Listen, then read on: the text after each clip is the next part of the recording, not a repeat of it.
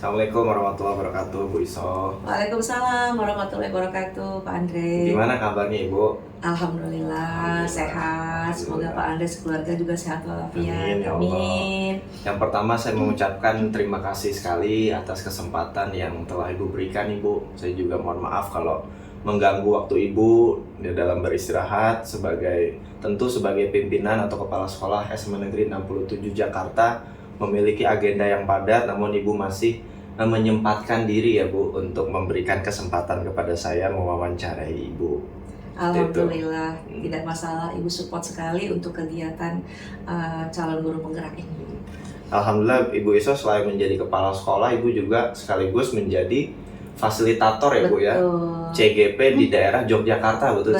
Jadi luar biasa sekali kepadatan Ibu yang luar biasa, dan sehingga saya sangat bersyukur Bu bisa menimba ilmu dengan Ibu pada hari ini. Baik. Mohon izin Ibu, saya boleh mewawancarai Ibu ya kaitannya dengan cara Ibu mengambil keputusan ketika Ibu menjadi seorang pemimpin di sebuah satuan pendidikan. Diperkenankan ya Bu. Baik, silakan Pak Andre. Oke, pertanyaan yang pertama nih Bu, dengan posisi Ibu sebagai kepala sekolah, tentu Ibu mengalami banyak sekali dilema kaitannya dengan dilema etika, ataupun mungkin ada kasus-kasus yang menurut Ibu perlu nih dikondisikan dengan para wakil kepala sekolah di bawah Ibu. Nah, pertanyaannya adalah bagaimana cara Ibu mengidentifikasi kasus-kasus yang merupakan dilema etika atau bujukan moral Ibu? Baik, selama ini yang Ibu lakukan adalah mengidentifikasi kasus-kasus tersebut, tentu mencari data dan fakta ya. Bisa dari wali kelas, guru BK, ataupun tim kesiswaan. Biasanya memang kami melakukan rapat rutin setiap bulan antara wali kelas, guru BK, dan tim kesiswaan. Tentu rapat ini bertujuan untuk mengidentifikasi apakah ada hal-hal tertentu yang harus diputuskan, apakah ada hal tertentu yang memang harus disikapi. Nah, jadi dengan cara seperti itu saya mengidentifikasi kasus-kasus yang berkaitan dengan dilema etika tersebut, Pak Andre. Artinya Ibu dengan berkolaborasi ya Bu ya, artinya dengan menanyakan, mengkonfirmasi ulang seperti itu ya Bu ya. Baik. Berarti selama ini bagaimana Ibu menjalankan pengambilan keputusan sekolah, terutama kasus-kasus di mana ada dua kepentingan yang menurut Ibu sama-sama benar nih, ini sama-sama penting, sama-sama urgent. Nah, bagaimana cara Ibu mengambil keputusan di antara dua kepentingan tersebut? Baik, Pak Andre, kalau Ibu mengatasi hal tersebut tentu tidak mengambil keputusan sendiri. Karena satu kepala tentu akan berbeda hasilnya dengan beberapa kepala. Jadi Ibu melakukan kolaborasi, sinergi ya, dengan pihak-pihak terkait di sekolah. Ya terutama ya tadi unsur-unsur seperti wali kelas, BK, kemudian tim kesiswaan ya, kemudian juga bisa juga melibatkan guru mapel ketika kasus itu melibatkan guru mapel, dan pastinya kita juga melibatkan orang tua. Itu jangan sampai dilupakan, karena bagaimanapun orang tua harus tahu perkembangan putra-putrinya di sekolah. Seperti itu, Pak Andre. Jadi Ibu memiliki proses ya Bu ya untuk mengambil keputusan, artinya tidak langsung mengambil keputusan saat itu ya Bu ya. Betul, karena untuk saat ini keputusan yang kita ambil kan harus mempertimbangkan kepentingan peserta didik kita. Jadi berorientasi kepada peserta didik. Betul. Kemudian Bu, langkah atau prosedur yang seperti apa nih Bu kalau Ibu lakukan seperti ini? Mungkin Ibu bisa berikan contoh kasus yang pernah Ibu lakukan, prosedurnya seperti apa sih Bu sampai Ibu mengambil ini keputusannya seperti ini. Baik. Gitu. Yang pertama tentunya ditemukan kasus ya. Apakah oleh guru mata pelajaran, ataukah oleh guru BK, atau oleh wali kelas, atau mungkin tim kesiswaan. Kemudian data yang ada yang sudah teridentifikasi tersebut yang tentunya diajukan ke saya ya. Kemudian saya akan mengambil langkah pertama adalah mengkondisikan untuk menginformasikan kepada orang tua ya. Ketika kasus itu memang sudah seharusnya di dalam tata tertib memanggil orang tua, maka saya akan membuat surat pemanggilan orang tua. Nah, kemudian orang tua itu berhadapan dengan siapa? Tentu tergantung jenis kasusnya, apakah kasus ringan, sedang, ataupun berat. Karena di tata tertib sekolah kami kasus atau pelanggaran itu diklasifikasikan berdasarkan ringan, berat, ringan, sedang, dan berat, seperti itu. Ketika kasus itu masih ringan, maka cukup dengan orang itu cukup bertemu dengan wali kelas dan juga guru BK. Tapi kalau misalnya sudah agak berat, maka ditambah dengan dihadirkan tim kesiswaan. Kalau itu kasus sudah sangat berat dan perlu keputusan yang keputusan yang memang penting sekali gitu ya, maka baru di situ saya turun tangan. Dan ketika kasus itu melibatkan atau mengharuskan kami berkoordinasi dengan pihak lain, maka saya juga akan berkoordinasi dengan pihak lain. Seperti itu. Iya. Baik Ibu, artinya Ibu dalam mengambil sebuah keputusan, Ibu tadi juga menyampaikan bahwa Ibu biasanya membagi kasuistiknya itu, misalnya dia dari segi pelanggarannya ringan, sedang, dan berat. Tentu Ibu tadi menyebutkan setiap ringan maupun sedang maupun berat itu punya SOP-nya masing-masing. Seperti itu ya Bu ya. Baik Ibu.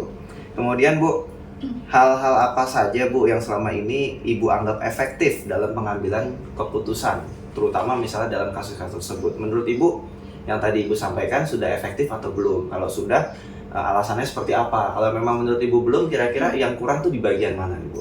Betul. Kalau menurut saya sendiri berdasarkan pengalaman, apa yang saya lakukan memang sudah efektif ya. Selama ini alhamdulillah keputusan yang diambil itu tidak menimbulkan pro dan kontra yang berdampak tidak baik kepada sekolah. Alhamdulillah selama ini keputusan yang diambil selalu diterima dengan baik oleh orang tua. Karena mungkin cara-cara kami juga ketika membina siswa itu smooth gitu ya. Jadi kami menunjukkan empati dulu kepada siswa tersebut, kemudian memberikan pemahaman kepada orang tua, yang pada akhirnya ketika misalnya kami mengambil keputusan bahwa anak ini memang sudah tidak mungkin untuk di sekolah ini, maka keputusan itu tidak kami yang mengirim, tidak kami yang meminta kepada orang tua, tapi orang tua sendiri yang ternyata seperti itu ya Bu, baiklah kalau begitu saya akan mengambil anak saya kembali, seperti itu. Jadi kami berupaya untuk menunjukkan empati, karena dalam aturan sekarang memang kita tidak boleh mengembalikan orang tua peserta didik kepada orang tua gitu ya, kecuali orang tua sendiri yang meminta. Seperti itu. Jadi cara kami smooth Pak Andre. Dan itu dilakukan juga efektivitasnya itu memang dengan kolaborasi. Kolaborasi, kemudian kolaborasi dengan berbagai pihak di internal, juga bersinergi ya dengan orang tua juga. Nah selain itu, ketika memang kami membutuhkan atau ada kasus-kasus tertentu kami membutuhkan pihak luar, maka kami juga akan berkoordinasi dengan pihak luar. Misalnya dengan orang tua kami di Sudin, ya, atau mungkin kami juga berkoordinasi dengan psikiater, bisa juga seperti itu. Atau mungkin kalau kasus itu berkaitan dengan penyakit tertentu, mungkin dengan dokter. Jadi kami selalu bersinergi, berkolaborasi dengan stakeholder di sekitar sekolah seperti itu. Kalau saya boleh menangkap ya Bu, dan mencoba menghubungkan dengan modul-modul yang kami telah pelajari di CGP, itu sepertinya Ibu sudah menerapkan segitiga restitusi. Betul. Artinya tidak kita menghukum anak, tetapi kita coba mendisiplinkan secara positif. Tentu memang kan dalam mendisiplinkan anak secara untuk ke arah lebih positif kan bukan satu hal yang mudah ya Bu. Tentu memiliki pola-pola yang harus dibuat oleh Ibu sebagai pimpinan di sekolah dengan stakeholder yang ada, sehingga terciptalah kondisi suasana sekolah yang memang mengedepankan berorientasi pada peserta didik. Seperti itu yang saya tangkap, seperti itu ya Bu ya. Tidak mudah dilakukan, tapi bukan tidak bisa.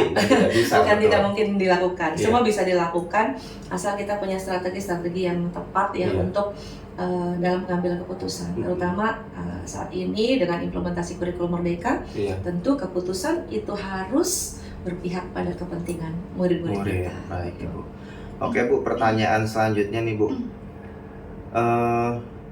Hal-hal apa saja atau mungkin apakah Ibu memiliki sebuah atau jadwal tertentu dalam sebuah penyelesaian kasus dilema etika, atau mungkin Ibu langsung menyelesaikan di tempat, atau mungkin Ibu memiliki prosedur tertentu seperti itu? Ya, kalau secara khusus memiliki jadwal tertentu tidak. Itu kasuistik ya, artinya ketika ada kasus maka kami akan lakukan step-step seperti yang tadi saya sampaikan. Itu. Tetapi untuk mengidentifikasi kasusnya itu ada jadwalnya. Artinya setiap sebulan sekali, itu tadi yang saya sampaikan, kami rapat koordinasi dengan wali kelas, dengan guru BK, dengan tim kesiswaan, bahkan kami juga melibatkan piket gitu ya, karena bisa jadi pelanggaran dilakukan oleh murid-murid kita juga berkaitan dengan guru-guru piket. Itu jadi kalau schedule untuk penyelesaian kasus itu tidak kami lakukan. Karena ketika kasus itu urgent kemudian belum waktunya kan akan merepotkan juga gitu kan. Padahal sementara kasus itu harus segera diputuskan misalnya. Seperti itu Pak Andre.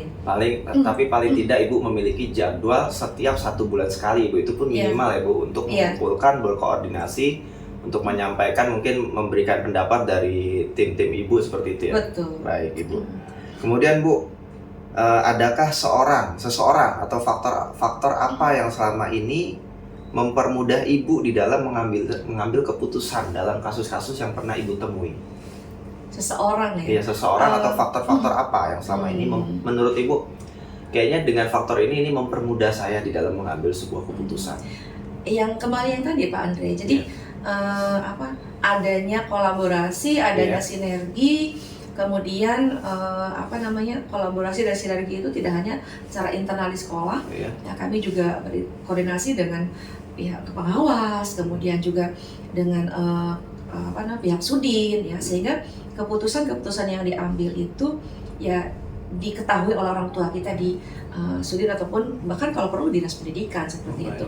Tapi ketika kasus itu memang bisa diatasi secara internal, saya atasi secara internal saja dulu. Baik Ibu. Kemudian Bu, pertanyaan terakhir nih Bu, dari semua hal yang telah Ibu sampaikan, pembelajaran apa yang dapat Ibu petik dari pengalaman Ibu mengambil keputusan, terutama pada konteks dilema etika? Sejauh ini kan Ibu sudah menjadi kepala sekolah beberapa tahun, kira-kira apa yang Ibu dapat ambil pembelajaran dari banyaknya Ibu dalam membuat keputusan? Ya baik, tidak mudah dalam mengambil sebuah keputusan. Kita harus mempertimbangkan banyak hal, kemudian kita juga harus berkolaborasi dan bersinergi dengan berbagai pihak. Kemudian yang terpenting adalah dalam mengambil keputusan kita harus fokus pada kepentingan murid-murid kita. Nah, 3 hal itu yang saya ambil pelajaran ketika saya mengambil keputusan, ya, karena sekali lagi tidak mudah mengambil keputusan. Ya, yang kita harapkan keputusan yang kita ambil itu dampaknya positif, ya. Jangan kalau pro dan kontra wajar, biasa. Dalam sebuah keputusan diambil pasti ada pro dan kontra. Tetapi bagaimana cara kita meminimalisir kontra, ya, dan meminimalisir dampak negatif dari keputusan kita ambil. Caranya seperti itu Pak. Baik Ibu. Oke Bu, terima kasih.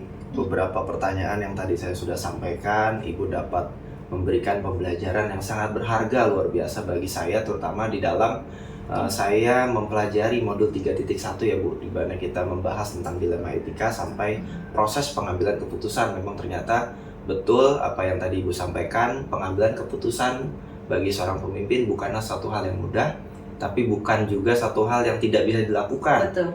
Dan kuncinya adalah koordinasi, kolaborasi dengan stakeholder yang ada di satuan pendidikan. Satu hal Pak Andre, keputusan itu harus diambil walaupun dampaknya walaupun pahit, istilahnya seperti itu. Karena kalau kita sebagai seorang pemimpin tidak berani mengambil keputusan, maka sampai kapanpun kita tidak akan berani mengambil keputusan itu. Ya, seorang pemimpin itu kan pemimpin plus N. Pemimpin artinya punya ide-ide, punya inovasi, punya prakarsa perubahan ke arah lebih baik.